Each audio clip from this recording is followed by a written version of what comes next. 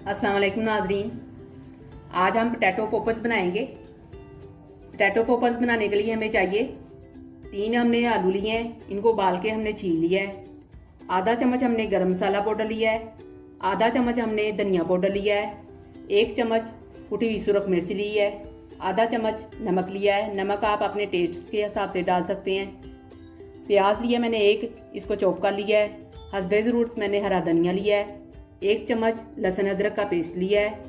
आधा cup bread crumbs लिए हैं मैंने। सबसे पहले हमने आलूओं को मैश कर लेना है। इसको हम मैश करेंगे। अब आलूओं को हमने मैश कर लिया है। अब इसमें हम डालेंगे मसाले,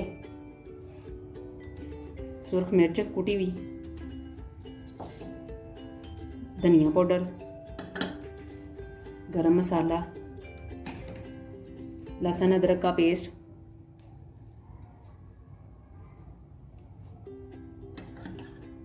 नमक, ब्रेड क्रम्स, प्याज,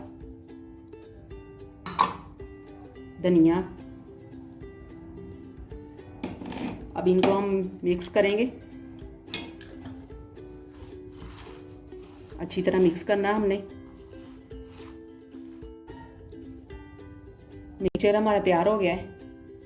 अब इसके हम बॉल बनाएंगे। ठीक है,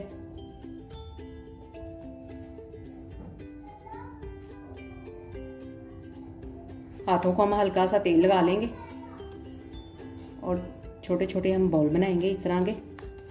ये देखिए, आपने सारे ऐसे बना के रख लेने।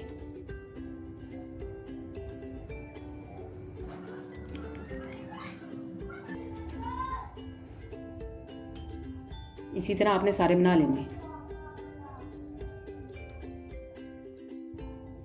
बॉल्स मैंने सारे बना लिए हैं। इसको हम साइड पे करेंगे। अब हम लई बनाएंगे। 2 चम्मच मैंने मैदा लिया है। हस्बे ज़रूरत मैंने पानी लिया है। ये मैंने प्याली ली है एक। इसमें हम डालेंगे मैदा और डालेंगे पानी। इसको हम घोल लेंगे अच्छी तरह। बस इतना सा हमने पानी डालना था। हमने गुठलियाँ ख़त्म करनी है। इसमें जो गुठलियाँ हैं वो ना बने।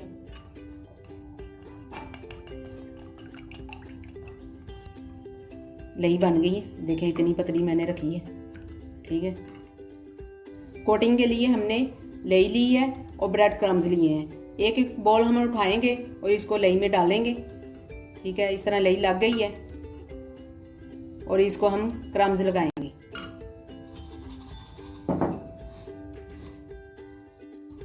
क्रम्स लग गए हैं, ये देखिए।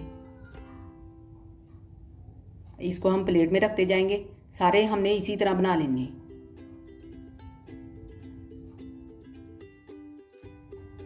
बॉल्स मैंने सारे बना लिए हैं। इनको अब हम फ्राई करेंगे। ऑयल गर्म हो गया है। अब हम डालेंगे एक एक करके। हमने बॉल डालना है ना। देखिए,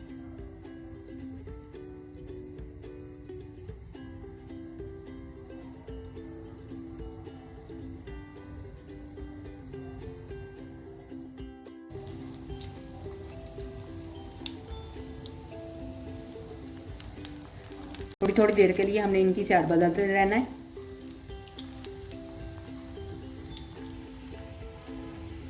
ब्राउन हो गए हैं। अब हम इनको निकालेंगे बॉल को।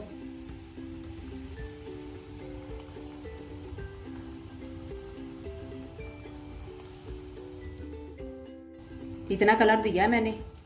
ठीक है, अब इसी तरह आपने दूसरे भी फ्राई करने हैं। पोटैटो पॉपर्स तैयार हो गए हैं।